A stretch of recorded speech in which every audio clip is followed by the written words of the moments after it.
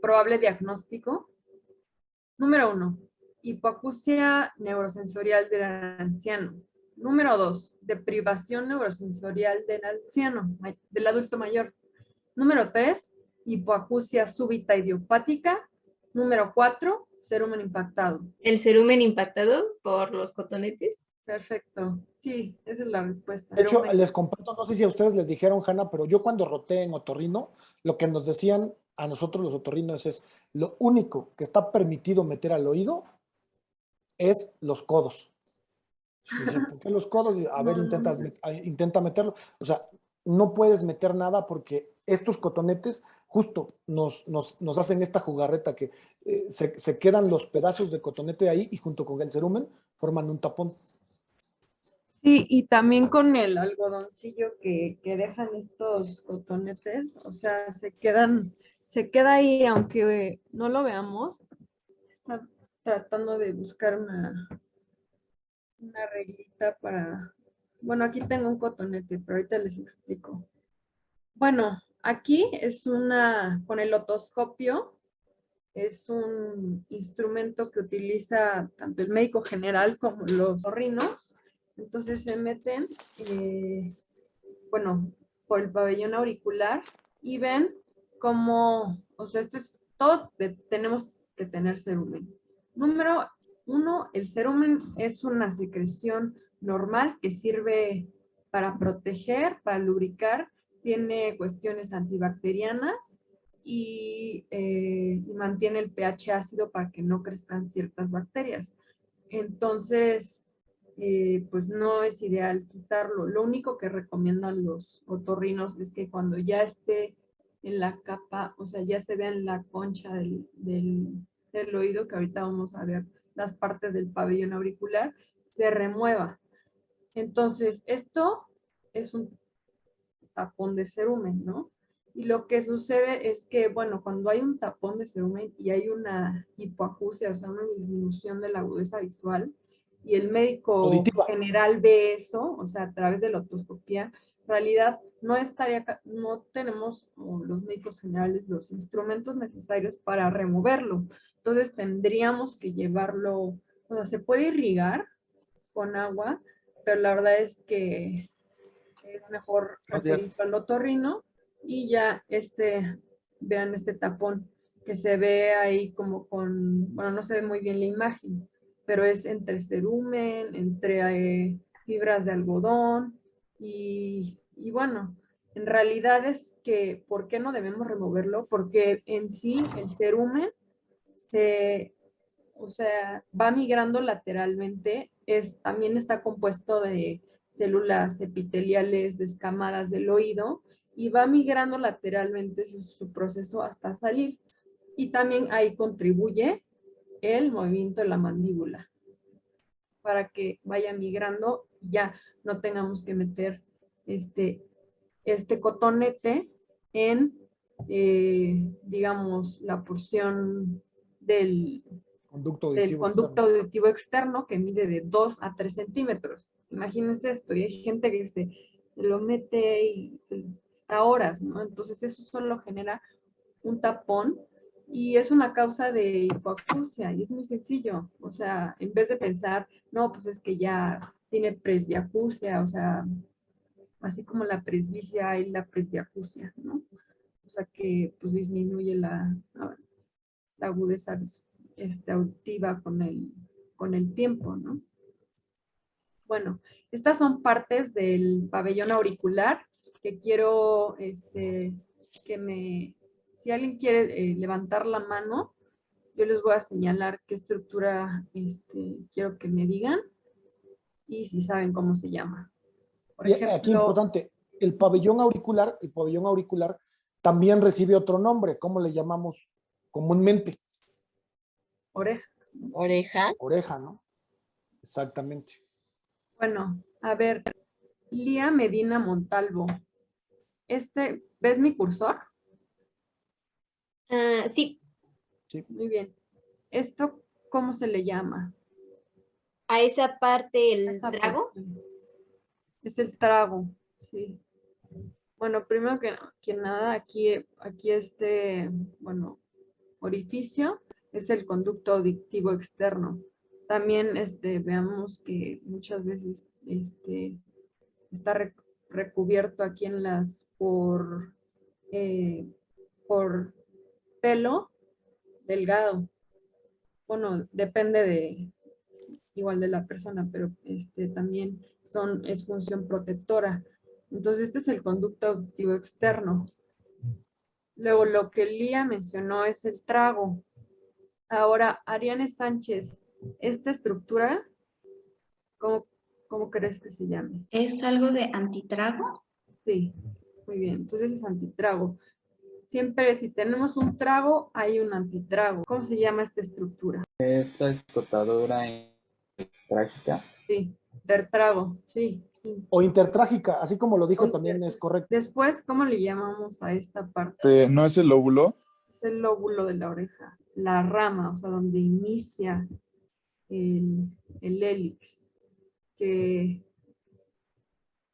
inicia aquí la rama del hélix y va todo esto y conforma el hélix. Ahora, si hay un hélix, debe haber un antihélix. Por este lado, el antihélix, y estas son sus dos ramas. Tiene una rama que va arriba y se llama rama superior y otra que queda abajo y se llama rama inferior. Esa es la concha de la oreja.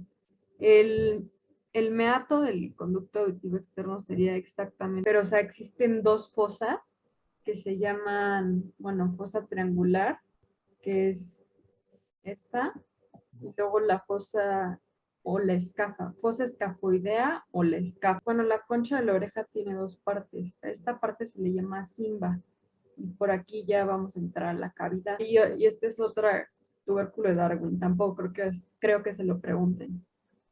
Pero bueno, aquí lo que veíamos en la carótida externa, aquí ya para repasar, de las ramas, hay que recordar que pues que una pasaba detrás de la oreja, por lo tanto se llama auricular posterior, y es la que irriga principalmente pues al conducto en sí, al oído externo, y también la temporal superficial, que son ramas de la carótida externa. A ver, nada más para que se acuerden, Ariadne, la arteria auricular posterior es una rama, acuérdense que la carótida externa da ramas colaterales y ramas terminales. La auricular posterior es una rama terminal o una rama colateral. Colateral. Y la temporal superficial, Terminal. terminal. Ahora, lo que dice Hanna es importante porque imagínense que una queda atrás y otra queda adelante. Entonces, si una queda atrás y otra queda adelante, lo único que hacen es unirse y forman un plexo entre las dos que cubre toda la oreja. Por eso le da irrigación a toda la oreja, ¿no? Porque viene una acá, viene otra acá, entonces sacan sus ramas, se unen y entonces le dan toda la irrigación al oído o al pabellón auricular. Igual, la inervación es por el nervio auricular mayor, que es rama del nervio craneal número 10 o el nervio vago. Y inerva todo esto, en realidad no, o sea, bueno, la cara craneal medial y posterior de hélix, antihélix y lóbulo, y la cara lateral o parte frontal del oído. También tiene una contribución importante del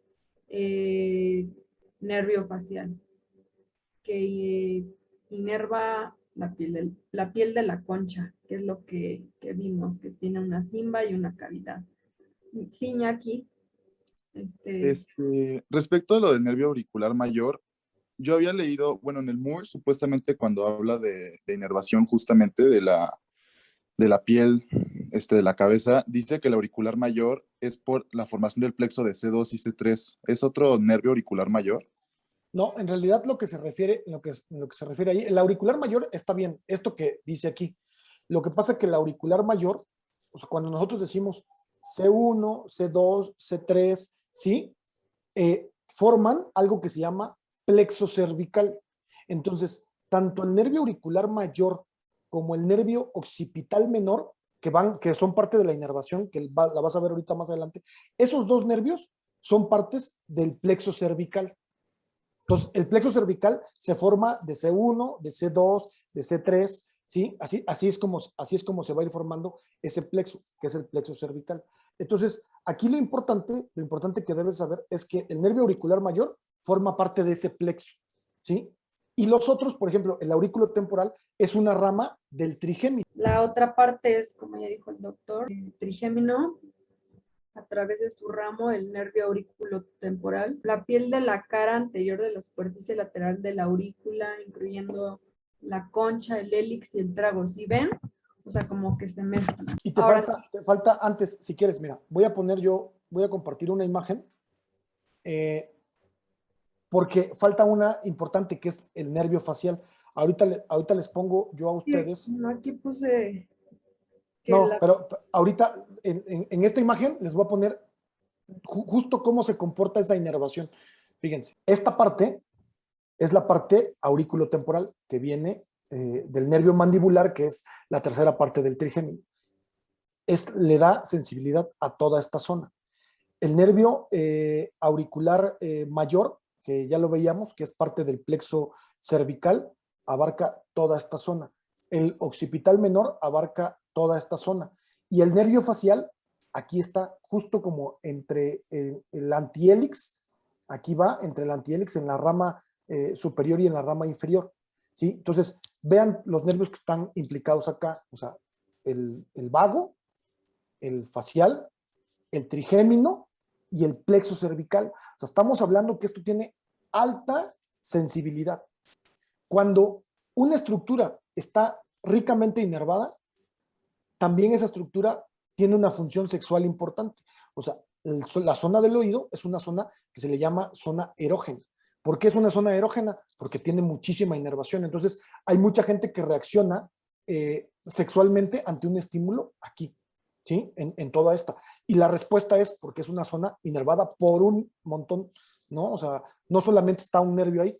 Eso es algo raro. Generalmente a una zona de la piel le llega un nervio, nada más, ¿sí? Pero aquí tengo a una zona pequeña que le llega un montón de inervación, ¿no? Entonces, esto tiene esa importancia. Sí, Iñaki.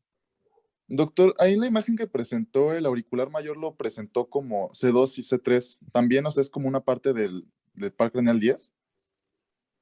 Sí, es que, acuérdense, lo que yo les dije es, más bien, lo que tienen que hacer ustedes es plantearse que el auricular mayor y el occipital menor son parte del plexo cervical, ¿sí? Y el plexo cervical se conforma de todas estas estructuras, de C1, C2, C3, ¿sí? Sí, Hasta C4. Y a veces, y eso es un problema a veces de las bibliografías. A veces, por ejemplo, hay algunos que te dicen que la contribución es de C1 y C2, hay otros libros que te dicen que es de C2 y C3, hay otros que, o sea, en realidad aquí sí hay mucha variación, Con que tú digas que es del plexo cervical es más que suficiente, Iñaki. Sí, pero yo creo que o sea, yo lo saqué del nuevo Moore, porque en realidad a nosotros nos tocó la 7ª edición. Yo lo saqué tal cual esta información actualizada de la 8ª edición del Moore, pero creo que está mucho más didáctico y mejor explicado como lo explicó el doctor, por si quieren tomarle ahí, o sea, quédense con eso.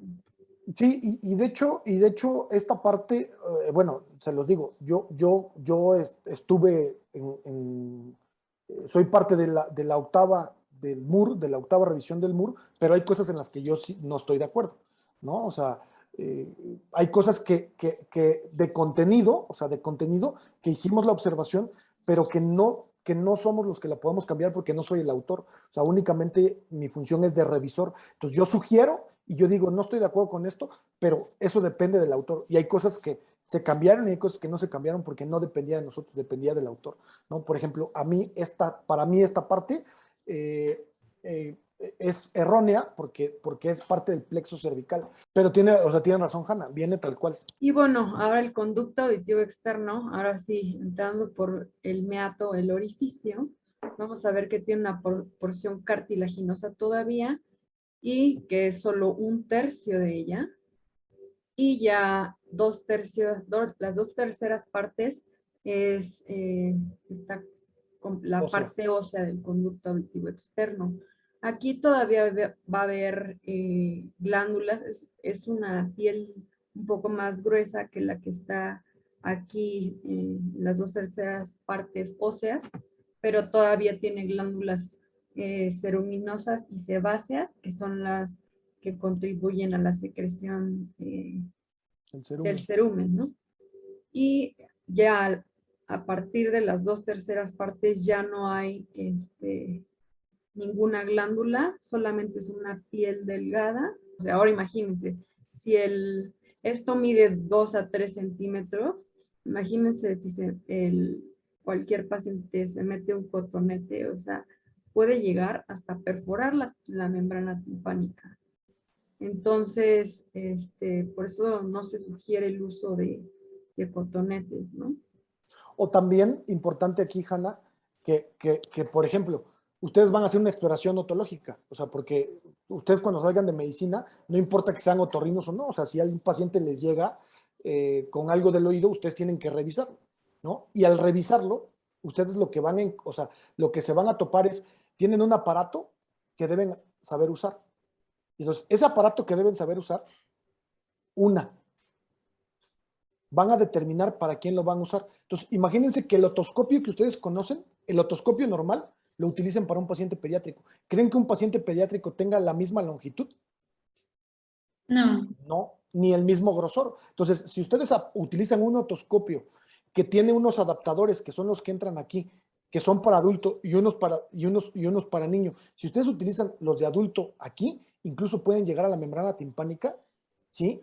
Y entonces causar más daño. Entonces se vuelve un problema. Glándulas sebáceas y ceruminosas que se encargan de la producción del cerumen, de regular el pH para que no crezcan bacterias, ¿no? Porque pues, existe una entidad que también es otitis externa. No les puse un caso clínico de eso, pero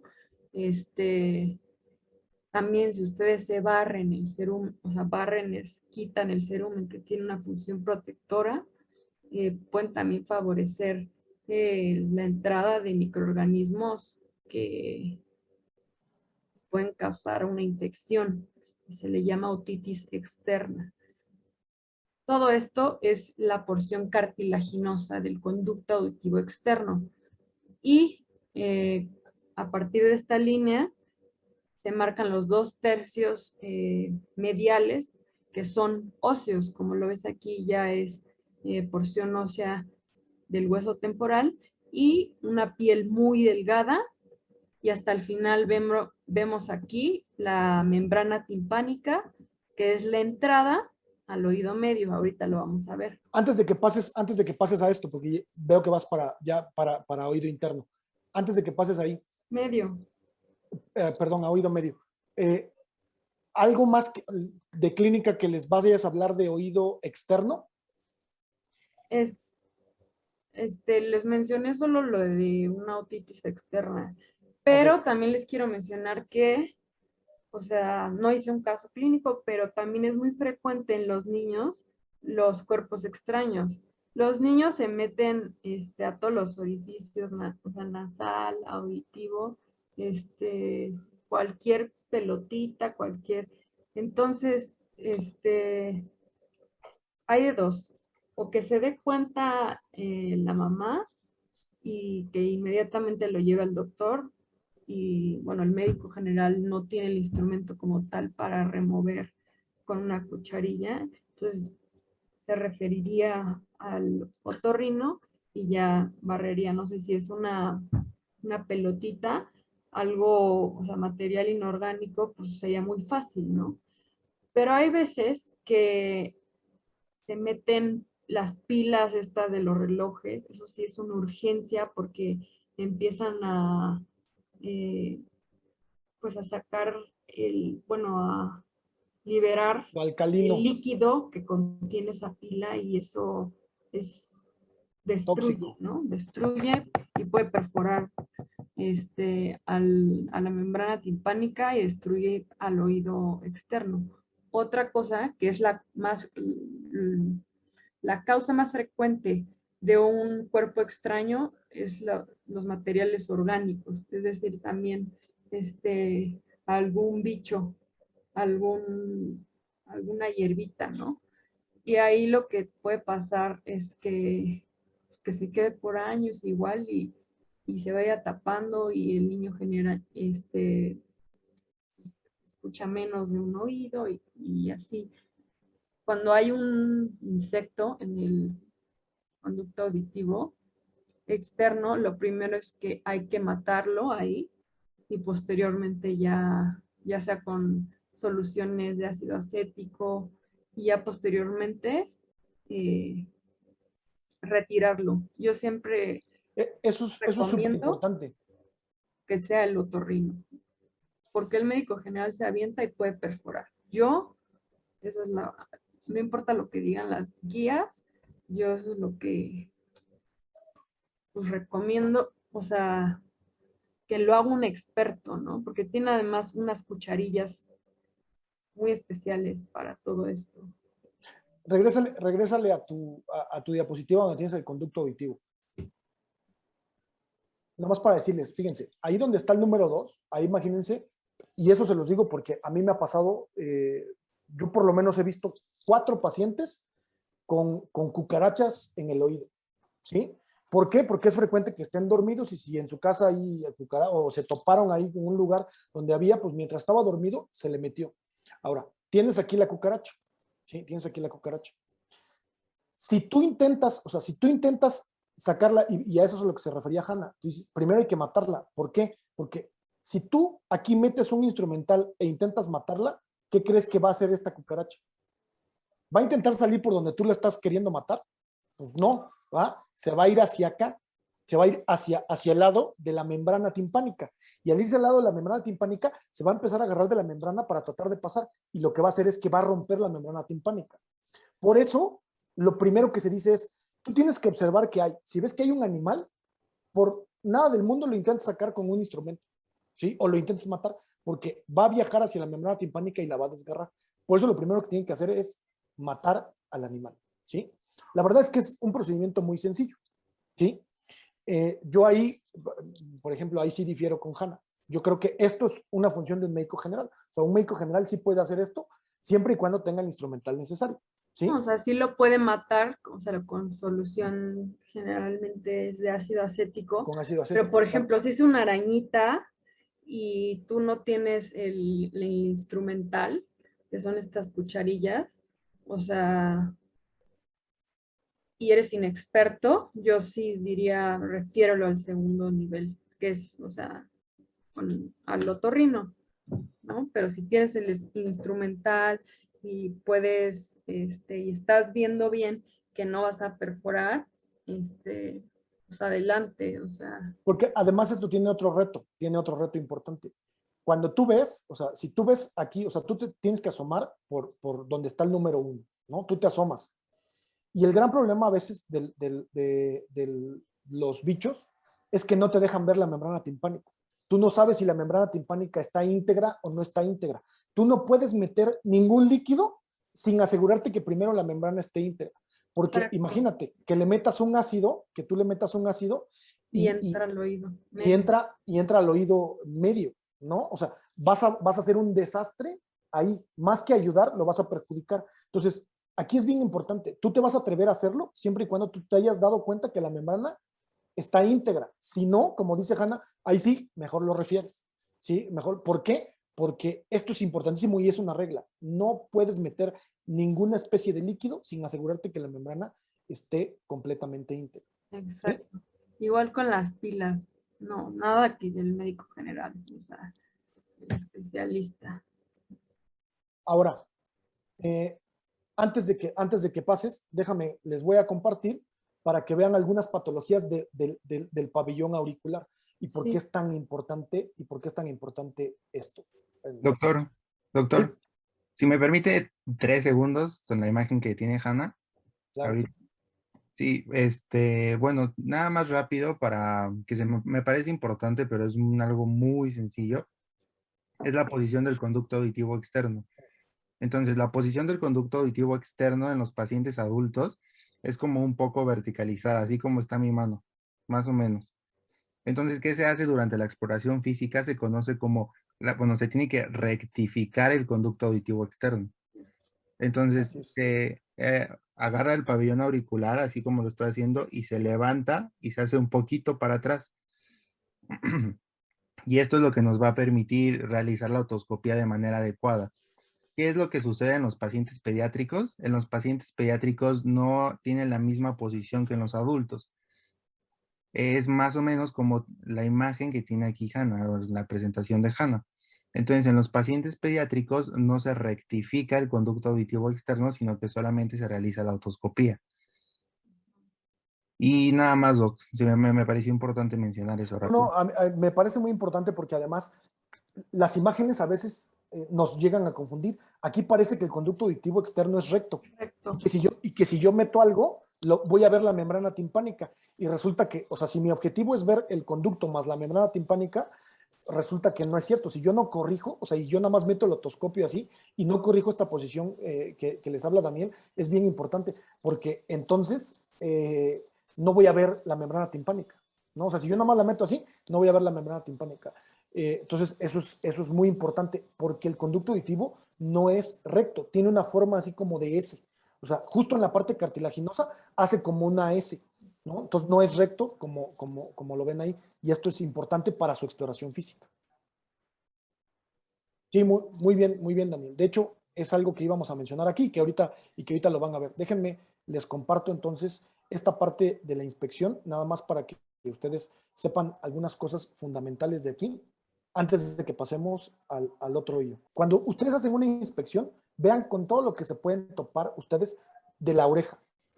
Se pueden topar con el que tenga alguna fístula, con que tenga, fíjate, esto es bien característico. Esto se llama oreja en coliflor, ¿sí? Y esto suele pasar porque esto es un cartílago. Este es un cartílago, toda la parte externa es un cartílago que yo lo puedo doblar, que le puedo hacer.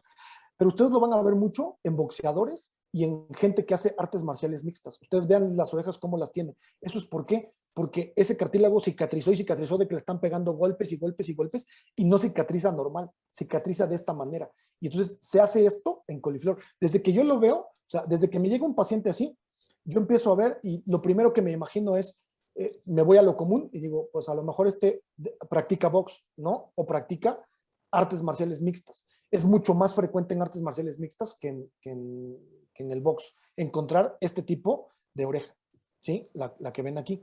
Luego, la siguiente, esto es importantísimo, ya vimos base de cráneo. Imagínense que ustedes están inspeccionando la oreja y atrás de la oreja se topan con un hematoma aquí. Eso es un signo que me está hablando de algo que está pasando en la base de cráneo, ¿sí? Y que hay una fractura en la base de cráneo. Y entonces, si yo veo un paciente así, inmediatamente lo tengo que hospitalizar porque estoy hablando de algo grave, ¿no?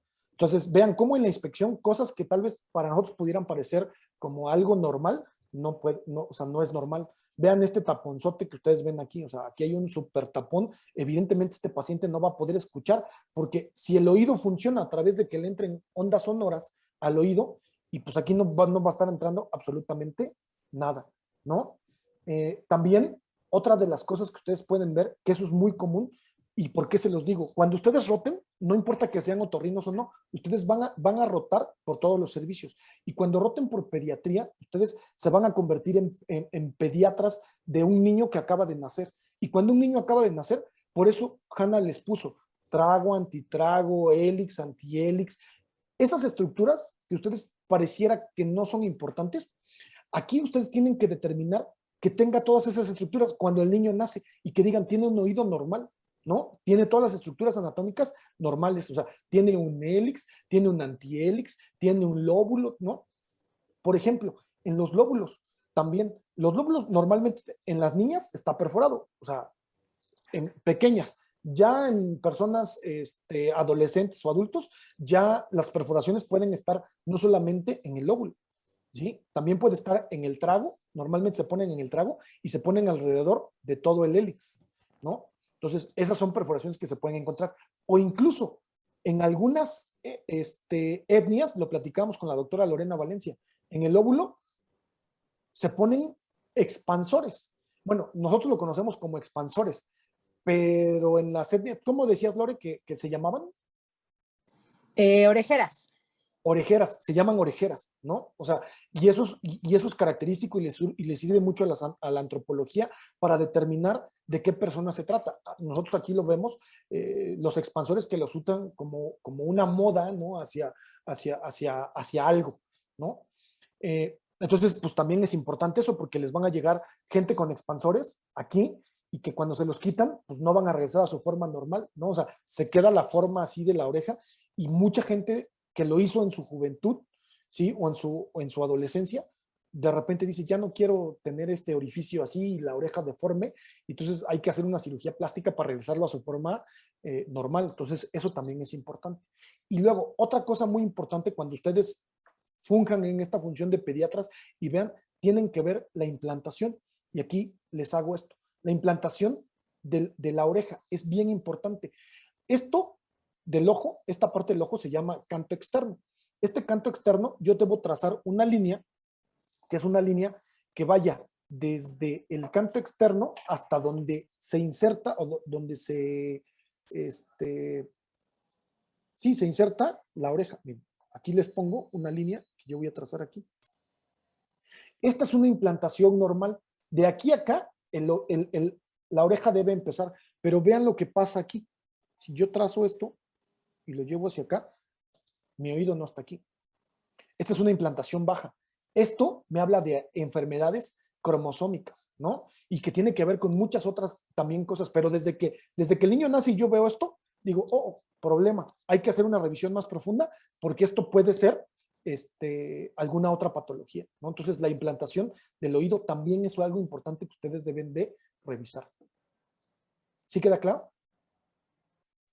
Doctor, una pregunta. ¿Una malformación en el oído externo puede denotar una malformación en el oído interno o no? No necesariamente, ¿O no siempre pero, están relacionadas? exacto, no siempre están relacionadas, pero si hay una malformación, entonces pensemos que las malformaciones son determinantes genéticas. Entonces, si hay una malformación en un lado, puede haber malformaciones en otro lado, puede haber malformaciones en órganos internos. Entonces ya nos tenemos que basar en una revisión mucho más profunda, no solamente nos tenemos que quedar superficiales. Okay, gracias. Doctor, yo quisiera mencionar, ¿puede poner su imagen anterior, por favor? Claro, ahí está. Bueno, aquí en medio, no sé si ya lo mencionó, pero no solo puede haber fístulas, o sea, este hoyito, o sea, que dices, es normal, o a veces es una protrusión, ¿no? O sea, no, se me olvidó su nombre, pero cuando hay una... Como aquí, ¿no? Parecido como acá. Sí, más o menos, sí. Nada más que aquí sí se ve que es algo infeccioso porque Sí, está parece enrojecido. eritematoso y así. Es en realidad como digamos, una elevación que parece un proceso, o sea, es de piel, ¿no? Y es cartilaginoso. No sé si lo han llegado a ver. Pero eso quiere decir, sí te puede hablar de otras malformaciones. La embriología de toda esta parte va conjunta a la del riñón.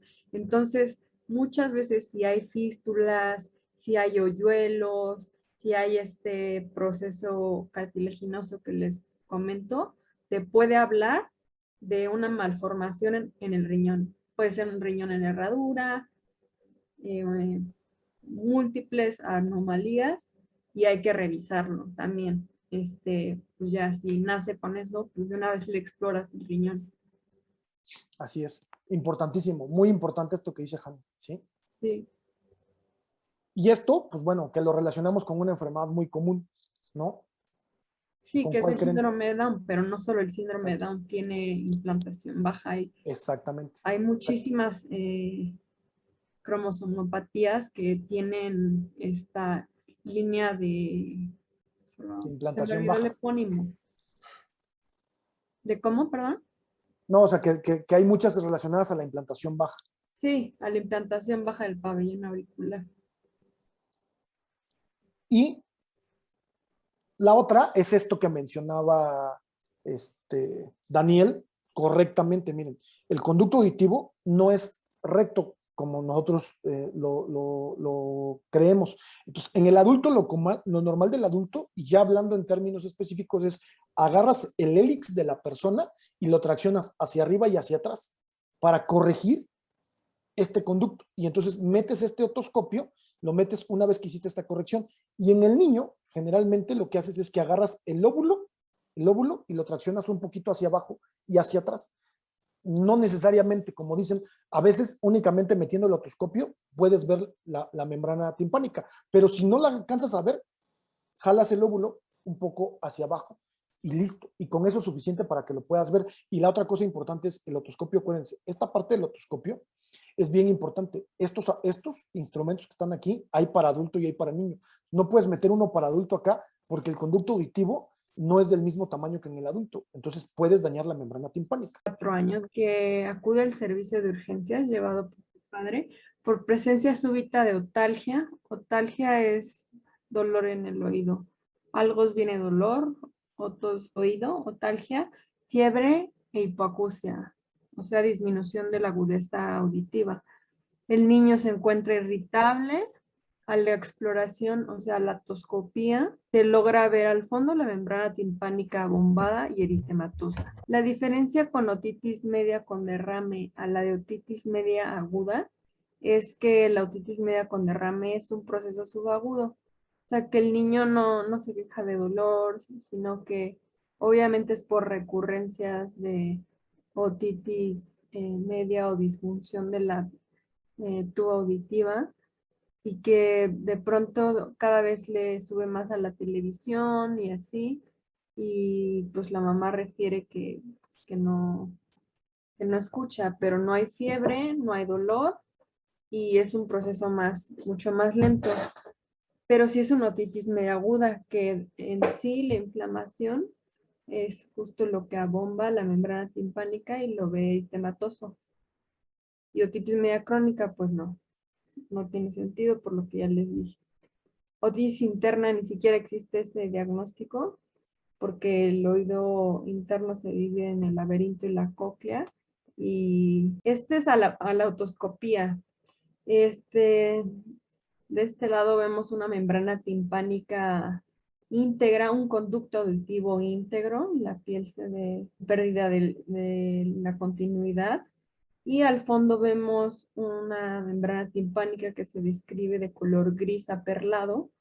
Podemos ver aquí un cono luminoso que es debido a la luz del otoscopio.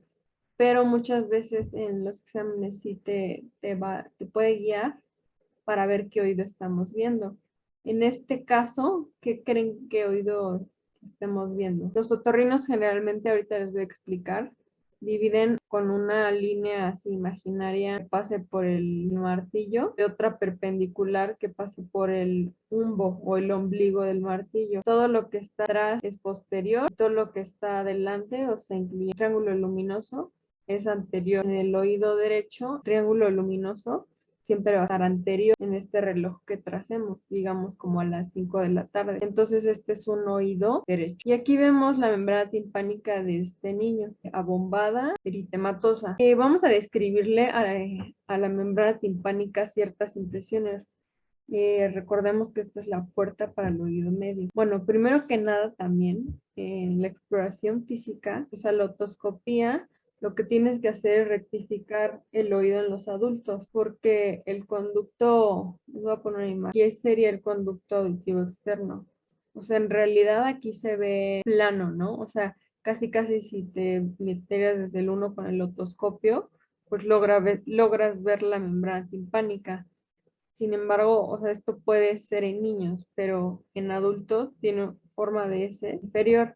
Entonces tienes que hacer una maniobra de tracción, de levantar pabellón auricular para poder asomarte, y con la rectificación del oído podrías ver la membrana timpánica.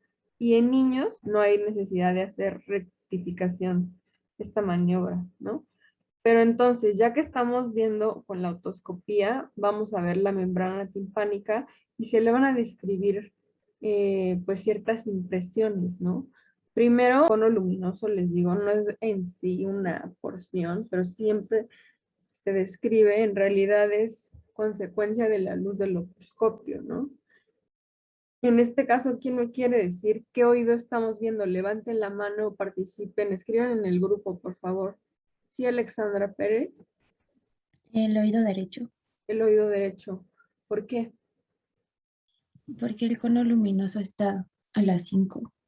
La 5 anterior. Ahorita también les voy a dejar más claro esto. Entonces, vemos que la membrana timpánica tiene ciertas impresiones. La primera clara es la del martillo, porque es el primer huesecillo, ¿no? Es el que se ancla y deja su manubrio. Y como les dije, arribita de la fosa del triángulo luminoso, hay una porción que es la final del martillo que se le llama umbo o ombligo, porque tiene esta forma, ¿no? Entonces, aquí vemos el triángulo luminoso, vemos el manubrio del martillo, vemos el umbo o ombligo, vemos que tiene un proceso lateral, aquí se imprime, aquí hay un pliegue que realiza anteriormente el martillo junto con el tejido cartilaginoso, más bien de la membrana timpánica. Si tenemos un pliegue anterior, tenemos un pliegue posterior. También se le va a describir una porción tensa y una porción flácida. Superiormente a los procesos del martillo, vamos a ver una pequeña porción que esta se describe como la porción flácida. Es susceptible incluso a la ruptura, ¿no? Y también aquí tenemos un pliegue posterior del martillo. Después, todo esto que vemos rodeado es donde se ancla la membrana timpánica al hueso temporal. Se le llama anillo fibrocartilaginoso. Y esto último que señalo, si hay una porción flácida, pues también hay una porción tensa. Como les digo, los otorrinos, esto es lo que hace, es identificar dónde están las lesiones. Entonces trazan una línea vertical siguiendo al martillo y un poco arriba del lumbo, del ombligo, una línea perpendicular y entonces así describen en cuadrantes. Antero superior, antero inferior, posterior inferior y posterior superior. Aquí vemos un oído derecho, vemos que está el triángulo luminoso antero inferior o a las 5 también se describe como reloj. Y este es un oído izquierdo. Aquí entramos al oído medio. Ya ustedes ya vieron el oído externo. Ahora el oído medio está compuesto por los huesecillos del oído. Son los huesos más pequeños del cuerpo. Color morado, aquí vemos la membrana timpánica. Aquí vemos al martillo y sus procesos. Aquí está el umbo o el ombligo. De este lado sería el proceso lateral. Esta es la cabeza articular que se va a estar en contacto con el yunque. El yunque tiene estas caras articulares, así que se empalman, se llama articulación incudo-maleolar, porque el martillo también de otra forma se denomina maleolo, ¿no? Entonces aquí tenemos el yunque y aquí tenemos del yunque se describe ahorita se los voy a enseñar en otra imagen. Este proceso donde finaliza el yunque se le llama proceso lenticular, que se articula con el estribo. El estribo tiene una cabeza, un cuello, dos ramas, una platina, donde se conecta con la ventana oval, que es la entrada al oído interno. También aquí a su vez podemos ver que inferiormente se ve esta estructura que tiene una porción ósea y una porción cartilaginosa. Levanten la mano, ¿qué estructura es esta? Bueno, es la tuba auditiva, ¿no? Y esta tuba auditiva, antes llamada trompa de Eustaquio, es justo lo que sale del oído medio y desemboca en la nasofaringe y justo es para regular la presión atmosférica con la del oído medio y evitar también reflujo de secreciones de la nasofaringe ante una adenoiditis, o sea, alguna inflamación de las adenoides o alguna faringitis, para impedir la entrada de alguna secreción y que se convierta en una otitis media, ¿no? Purulenta. Entonces, vemos que la tuba auditiva también va a tener una cierta disposición en el paciente normal, hacia inferior. En ciertas patologías vemos que está horizontalizado y también en los niños menores de 5 años, esta tuba auditiva por la forma del cráneo todavía está un poco horizontalizada y no se puede realizar bien esta función de aerear y de evitar que las secreciones entren al oído medio. Entonces es por eso que, bueno, en el caso yo les puse un niño de 4 años, porque un factor de riesgo es que sean menores de 5 años, justo por la anatomía de esta tuba auditiva. Entonces aquí volvemos a ver individualmente los huesecillos del oído. Y en primer lugar vemos al martillo, al yunque y al estribo. Entonces, se describe un manubrio, un proceso lateral, la cabeza articular, donde se empalma con el yunque y se llama articulación incudo-malleolar. El yunque también tiene su cara articular para articularse con el martillo. Si tiene un cuerpo, también tiene una rama corta, y si hay una rama corta es porque hay una rama larga. Una rama larga que al finalizar se encuentra el proceso lenticular, es una carilla articular para articularse con quien creen, pues con el último huesecillo es el estribo. Tiene una cabeza y un cuello y justo aquí en la porción superior se va a articular con el proceso lenticular del yunque. También tiene 2 ramas y una platina o una base que la conecta con la ventana oval para entrar al oído medio. Entonces aquí tenemos una descripción muy didáctica de cómo es el oído en azul. Aquí es el techo. Si hay un techo, hay un piso. Esta es la pared medial, en morado. Y esta es la pared posterior. Y se removió la pared anterior para poder ver la cavidad. Entonces, el techo también se le llama pared tegmental y O tegmen timpani, ¿no? el tegmen timpani en latín, así se llama. Aquí, pues la pared lateral muy fácil, ya lo vimos. Se encuentra la membrana timpánica. Ahora, del piso, que lo vemos en verde, va a estar, aquí se encuentra la yugular, entonces se le llama pared yugular. En una imagen próxima van a ver la correlación, van a entender mucho más por qué aquí está la yugular y por qué en la pared removida o en la cara anterior removida va a estar en contacto la carótida, ¿no? Entonces, medialmente encontramos, además de un plexo timpánico que se forma por el noveno nervio craneal, también tiene una participación de el nervio petroso. Otras estructuras importantes que se ven aquí, además de los huesecillos, cada huesecillo va a estar suspendido, aunque no se logra ver, por un ligamento. Incluso el estapedio aquí tiene, también va a estar suspendido por un ligamento. Y entre ellos, pues se van a estar articulando. La pared posterior, recordemos que el oído medio está dentro o sumergido en el hueso temporal, ¿no? Para llegar a él hay que pues pasar por la porción mastoidea del hueso temporal.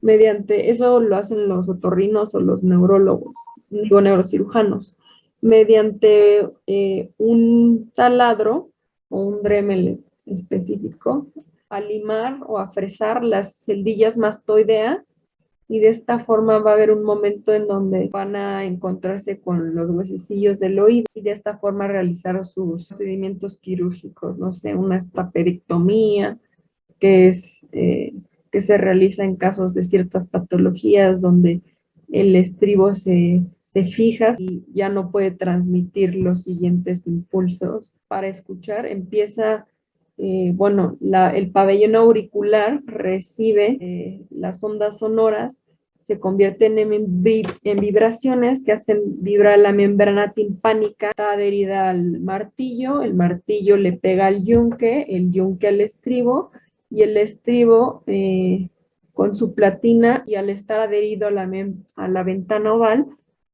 también transmite esa oscilación en movimiento de líquido, de perilinfa y endolinfa, que ahorita lo vamos a ver posteriormente, pero eso ya sería parte del oído interno. Además del oído interno, aquí podemos ver una impresión que es del conducto semicircular lateral, el conducto del facial, ¿no? Aquí vemos que desciende el facial y sale por el agujero estilomastoideo a salir del cráneo, ¿no? Entonces, vemos los huesecillos del oído. Aquí hay una porción bueno, en el techo, debajo del techo hay un receso epitimpánico, hay un antromastoideo. Recuerden que, o sea, para que no se les olvide, la pared posterior es el antromastoideo, porque para entrar al antro, o sea, primero debes de pasar una puerta y luego otra, ¿no? O sea, piénsenlo así, la puerta clandestina está posterior. También la eminencia piramidal y el estribo y el estapedio, que es un músculo que va a estar adherido al estribo, y ahorita les voy a comentar sus funciones. Aquí vemos otro músculo que se llama músculo cuerda del tímpano, que se adhiere al martillo y también va a tener una función. No se esperen, ahorita les voy a explicar cada función. Y este sería el nervio cuerda del tímpano, que es ramo del trigémino. Este músculo se llama tensor del tímpano. Como su función lo dice, lo tensa, pero más ahorita les voy a explicar más para qué sirven estos músculos.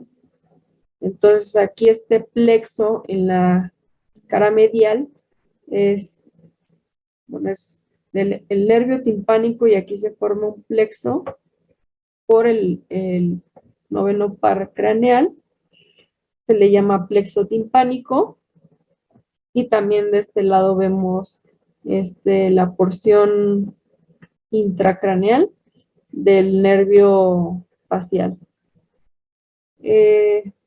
Como les dije, el plexo timpánico se forma por el noveno par craneal, o no par, ahora se le dice nervio craneal, y por el nervio petroso mayor, que es ramo de el facial. Aquí también vemos una impresión que en realidad ahorita pues no lo hemos conocido, pero es del conducto semicircular lateral, parte del oído interno. Entonces, de bueno, les dije el nervio facial.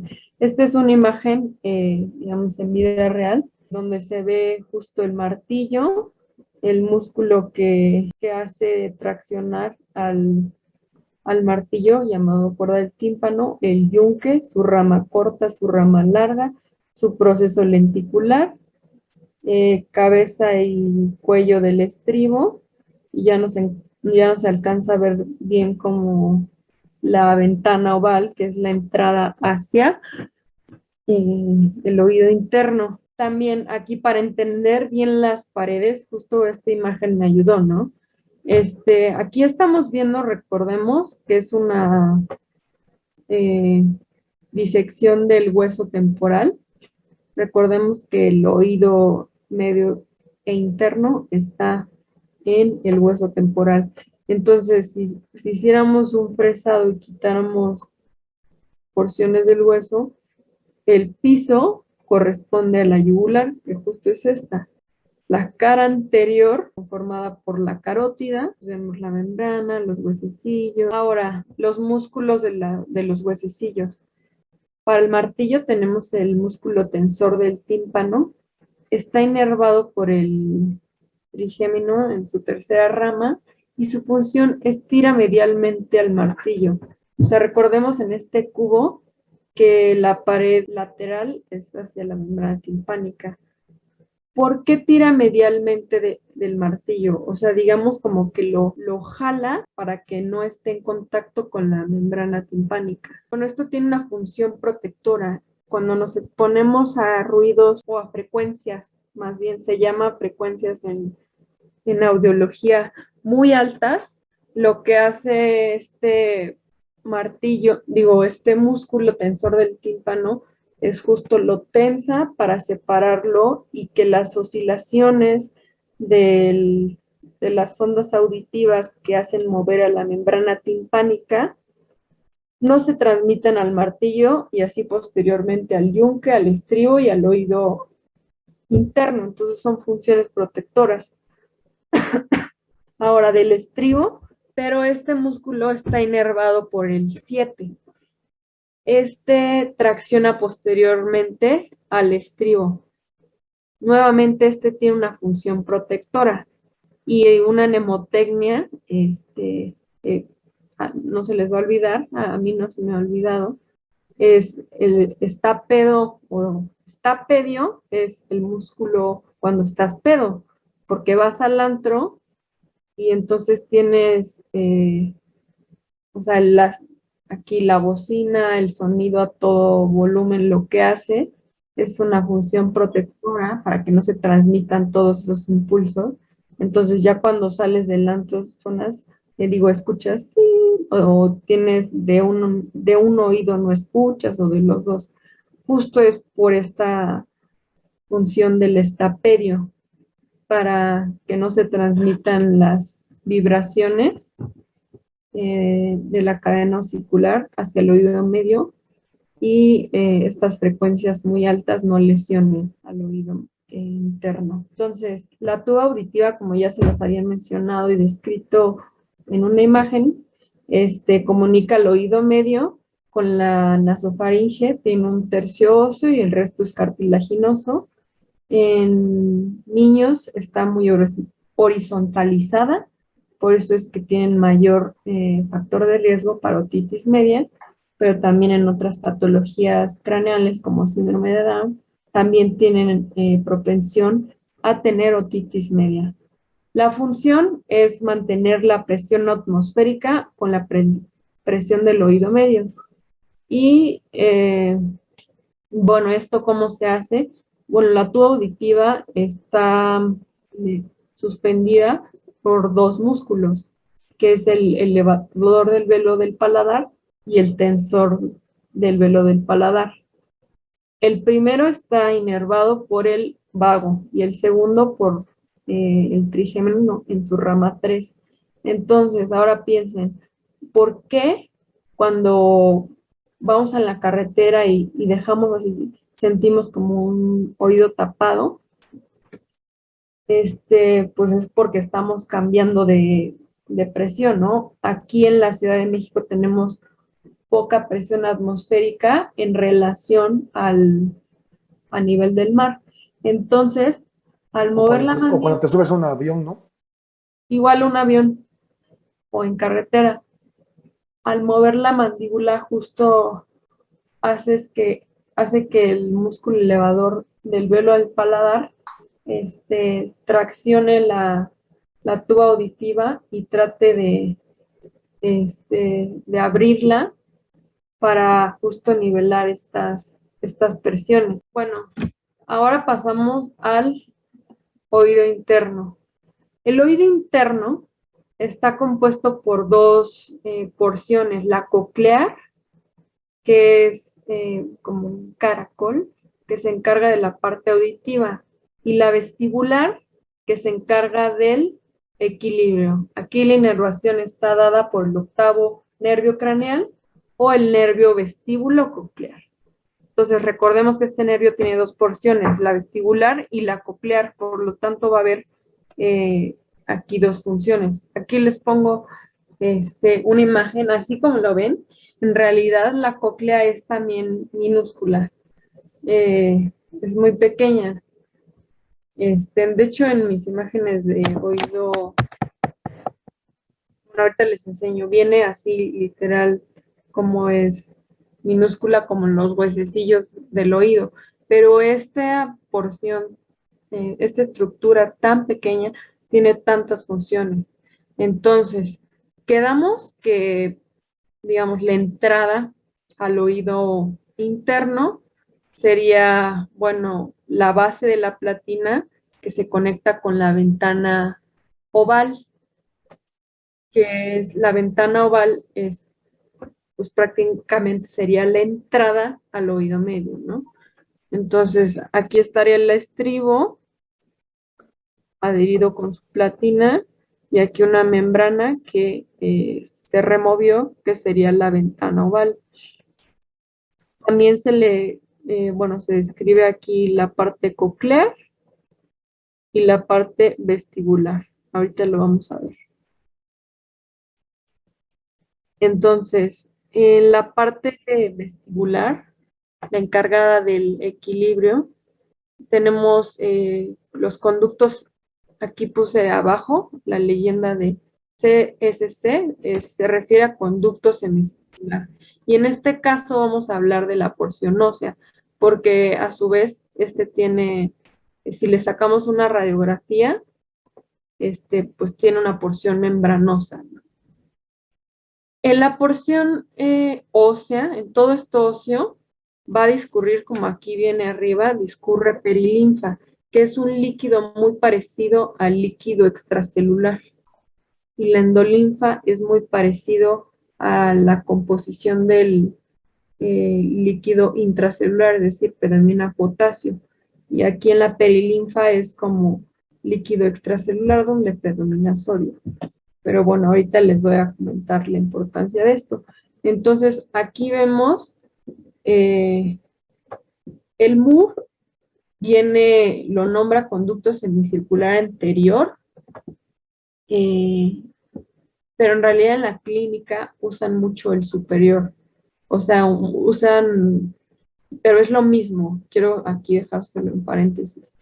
Estos son los conductos semicirculares y cada uno tiene una dilatación que se le llama ampolla de los conductos semicirculares. Entonces, este es el anterior o superior. Luego, vemos el conducto semicircular posterior. Luego, el lateral u horizontal. Y aquí está la cóclea. La punta de la cóclea se le llama cúpula. Esa es la ventana oval donde se adhiere la platina del estribo o la base. Y aquí es una ventana, se le llama segunda membrana timpánica, porque, bueno, esta porción se encarga del equilibrio y esta porción se encarga de la audición. Entonces, es la ventana redonda o coclear, pero también lo pueden encontrar como la segunda membrana timpánica, ¿no? Entonces, bueno, ¿qué más? Las ampollas o ámpulas de cada conducto. Ahorita voy a explicar qué hay dentro de estas ámpulas. Y esta porción se le llama porción vestibular, o el vestíbulo, donde iría la parte nerviosa, o sea, del vestíbulo coclear. Aquí vendrían las fibras vestibulares. Y ahorita les voy a explicar cómo vendrían las cocleares. Entonces, esto es como si le tomamos una radiografía a esto óseo, ¿no? Entonces aquí vemos la parte membranosa, donde les digo, discurre la endolinfa, que es un líquido más parecido al intracelular. Vemos los conductos semicirculares superior, posterior y lateral con sus ámpulas. Y aquí tenemos una cuestión que se llama sáculo. Bueno, perdón. En orden, pues aquí vemos todavía el estribo. Aquí está la ventana oval. Todo esto en blanco estaría relleno de perilinfa. Y aquí dentro de lo membranoso estaría, o sea, relleno de endolinfa. Y ahorita pues voy a distinguir por qué son importantes. Como les dije, aquí estos son las porciones cartilaginosas de los conductos semicirculares, se llaman laberintos membranosos. Entonces, perdón, este es el utrículo. Ahorita les voy a explicar las funciones del utrículo, qué es el utrículo. Pero bueno, recordemos que esta porción es la encargada del equilibrio, etcétera. También tenemos aquí un sáculo y hasta forma de saco tiene, ¿no?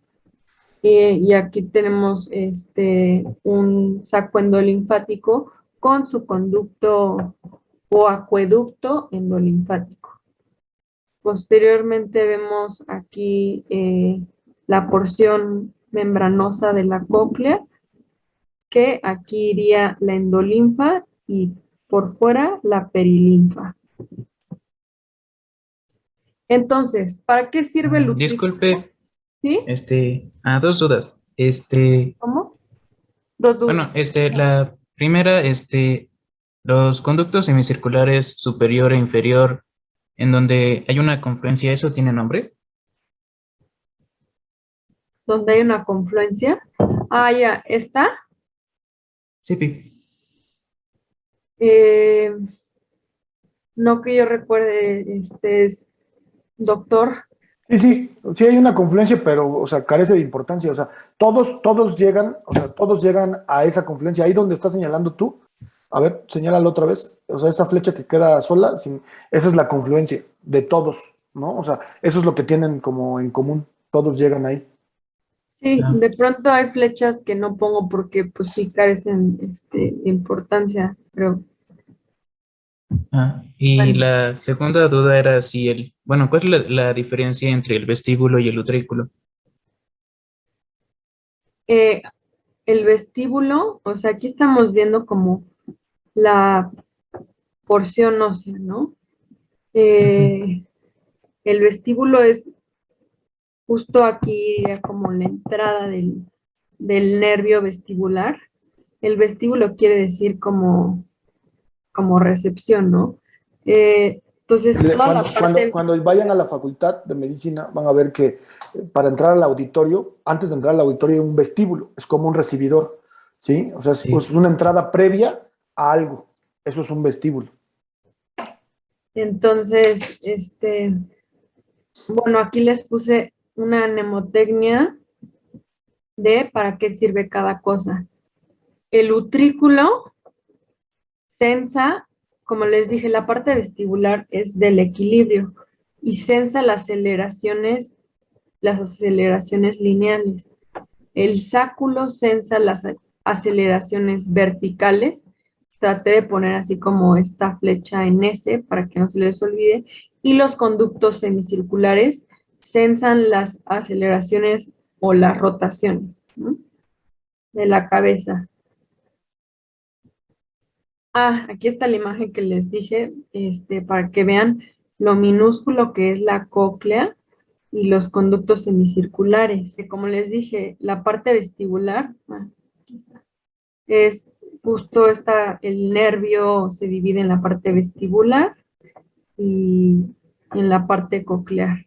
Ahorita vamos a ver justo la parte coclear, que es la que tiene la función auditiva, y la porción vestibular, la que tiene la porción, la función del equilibrio.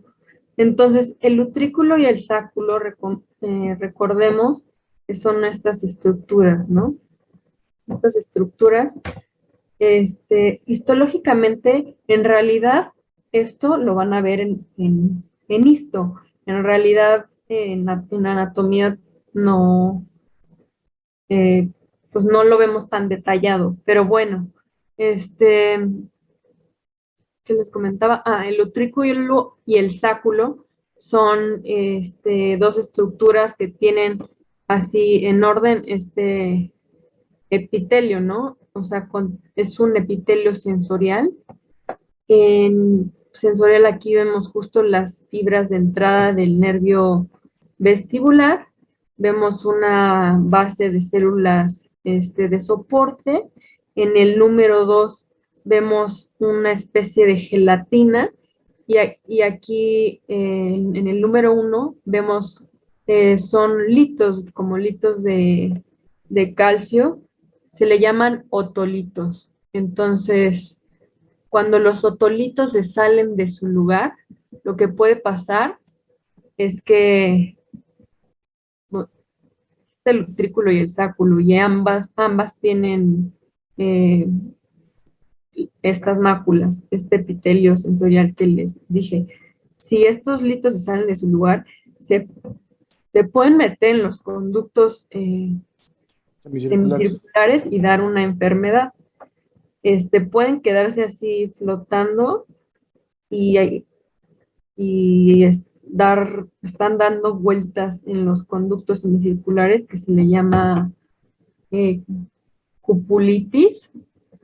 O sea, y otra es que nada más se salgan tantito de su lugar y la patología que da es la de vértigo. Y aquí les pongo un caso clínico. Igual les digo, no es importante, o sea, que sepan la respuesta, pero sí que vean la correlación y vean por qué es importante saber la anatomía, ¿no? Entonces, es una mujer de 49 años con antecedentes personales patológicos de hipertensión arterial sistémica, diabetes mellitus, dislipidemia y migraña, que inicia con periodos, entre comillas, donde todo lo de alrededor le gira o como si ella se estuviera moviendo todo el tiempo, ¿no? Que se autolimita en 1 minuto y que se presenta realmente cuando se agacha para abrocharse las agujetas. ¿Quieren participar? ¿Cuál es su sospecha diagnóstica? Sí, Alexandra Pérez. Vértigo postural paroxístico benigno. Sí, y ya nada más así como comentario clínico, o sea, ¿por qué no sería laberintitis? Porque en realidad la laberintitis igual también te da un vértigo, pero nunca se autolimita, es relacionado a una infección viral y, o sea, son pacientes que ni pueden caminar. O sea, entonces es por una infección. Y el vértigo postural paroxístico benigno generalmente se autolimita y se puede, se diagnostica con una maniobra que se llama Dix-Hallpike, para ver justo, se ve a través del nistagmo, pero bueno, eso luego lo checamos en la porción de neuro, y para reposación. O sea, y lo mejor es que tiene un tratamiento y es muy sencillo. Es una maniobra que se llama maniobra de Epley. Generalmente el vértigo postural paroxístico benigno es cuando se van los otolitos que están sumergidos, se van hacia el conducto semicircular superior, impulsos, movimiento de la endolinfa y dando a la porción aferente impulsos del nervio vestibular, impulsos de que uno se está moviendo, ¿no? Y ahora vamos a ver a la porción auditiva, el corte sagital de la cóclea. Vimos que es todo un caracol. Nuevamente esto lo van a ver, ni siquiera lo preguntan en el perfil de referencia, pero se los quiero explicar para que tengan un entendimiento mucho más amplio, pero en histología van a ver mucho más a detalle, ¿no? Y entonces aquí vemos a la cóclea. Digamos que esto sería la parte membranosa y aquí sería la parte ósea, ¿no? Por aquí discurre la perilinfa y aquí también discurre la perilinfa. Entre estas, la función más importante auditiva se le llama, bueno, el órgano especializado para la audición es el órgano de Corti. Entonces, a través de, cuando les dije que la ventana oval, bueno, el estribo le pega a la ventana oval, pues se hace una transmisión de se mueve el líquido, ¿no?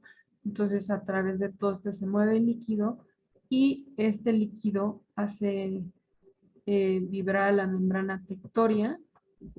Todo esto es el órgano de Corti, igual lo van a ver qué tipo de células son, ¿no? Pero pues hay varias células, pero el punto es que el líquido hace mover a la membrana tectoria. Esto lo sensan las células ciliadas que lo van a transmitir pues hacia la porción coclear del nervio vestíbulo coclear. Recuerden que la endolinfa es un líquido como más parecido al líquido intracelular, donde predomina el potasio, ¿no? Y entonces, ¿cómo es que a través de primero algo mecánico, luego igual mecánico, movimiento del líquido se transmite,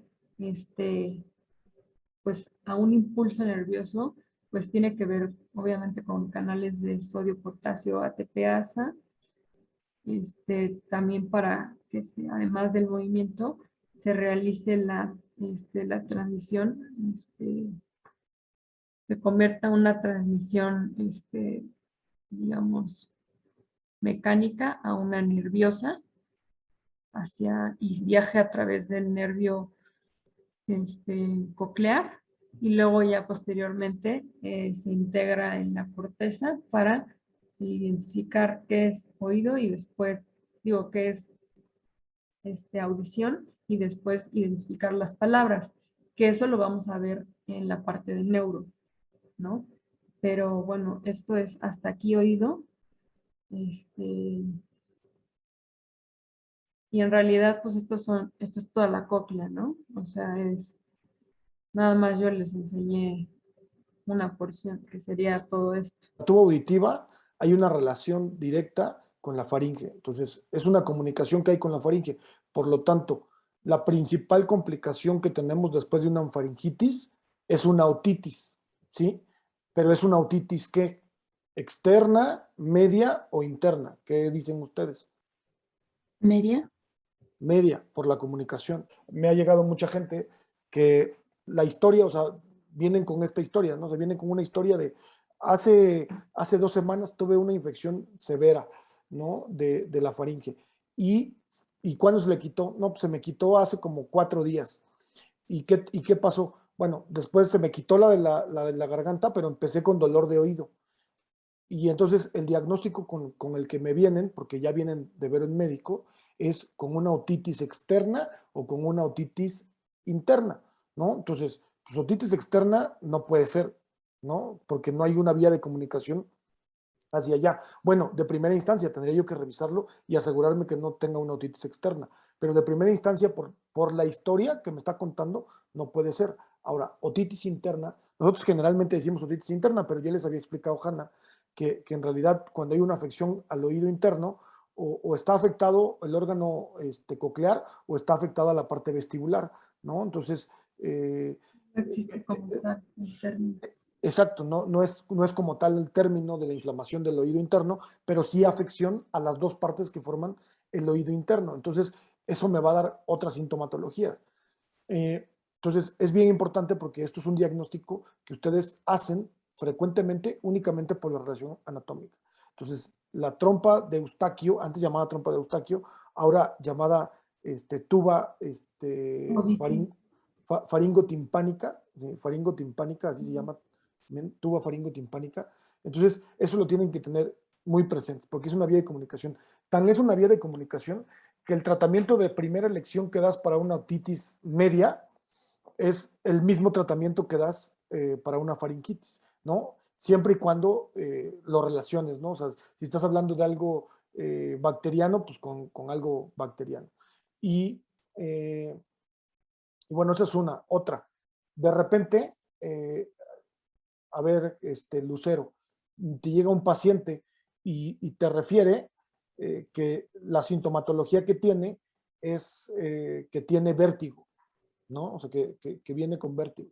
Entonces, ¿qué piensas? ¿Que tiene una otitis o bueno, qué oído está afectado? ¿El oído externo, el medio o el interno? El oído interno ¿Por qué? tiene vértigo, entonces la parte vestibular. Ok, sí. Así es. Entonces, ojo, esa es una relación anatómica muy sencilla. Entonces, si viene con sintomatología de vértigo, no puede tener una otitis externa, ¿no? No puede tener una otitis media porque ahí no están los órganos responsables de esto. Y créanme que es más común de lo que ustedes creen. O sea, que de repente te lleguen con estas historias o te lleguen con esa sintomatología y en su nota, o sea, en la propia nota, dice ahí que viene, o en la receta, más bien en la receta que le dejaron, ahí tiene como diagnóstico una otitis externa, ¿no? O sea, ya me ha pasado así, otitis externa y la sintomatología es vértigo. Y dices, bueno, ¿qué relación hizo el médico que hizo ese diagnóstico? No tenía ni idea de la parte anatómica, ¿no? Entonces, así hay muchos diagnósticos que son completamente anatómicos, ¿no? Esto es uno que nos ayuda mucho en la parte anatómica. Y creo que esto es la parte más importante. Yo también quiero decirles que oído medio es una parte complicada, ¿no? O sea, oído externo y oído medio, perdón, el interno es el complicado. El oído externo y el oído medio son muy sencillos, ¿no? O sea, en realidad no tienen como mayor chiste, pero el oído interno es complicado, ¿no? Es difícil. Y algo que ustedes deben de saber, bien importante, es que el oído interno y el oído medio, los dos, se encuentran en la porción petrosa del hueso temporal. Por lo tanto, la mayor parte de los cursos que se hacen de fresado del hueso temporal es un fresado del hueso temporal pues en la porción petrosa, ¿no? Que esa es la que vamos siempre a ver. Y pues ya, creo que eso es lo más importante en cuanto a la parte clínica. No sé, Florencia y Daniel, si tengan algo más que aportar. Pues al momento de diferenciar, o sea, una otitis media a externa, generalmente la externa, o sea, les va a doler al momento de maniobrar con el pabellón auricular. Eso no pasa con la media. Exacto. Y también ahorita que dijiste esto, se me vino a la mente, Florencia, que es importante que las otitis, sobre todo la otitis externa, en los niños que no pueden hablar, o sea, que porque están pequeños y todavía no aprenden a hablar, la manifestación principal es irritación. O sea, el niño anda súper irritado, ¿sí? De todo llora y algo que hacen cuando todavía no dominan, o sea, la parte motriz, y los que ya dominan la parte motriz se llevan la mano al oído, así como lo hizo Hannah. Pero los que todavía no, lo único que hacen es como hacer esto, o sea, como llevarse el hombro al oído. Y entonces ahí tú te das cuenta que le está doliendo el oído. Entonces, también se los digo porque es frecuente que ustedes vean a niños con estas patologías y pues el niño no te va a decir me duele. Entonces tenemos diferentes maneras de darnos cuenta que le está doliendo, ¿no? Y las mamás te van a referir siempre que está muy llorón, que está muy inquieto, ¿no? Esto es algo importante. Listo, pues entonces si no hay más dudas, pues damos por concluido el tema de oído y vamos a continuar con la parte de neuro, ¿no? Ya habíamos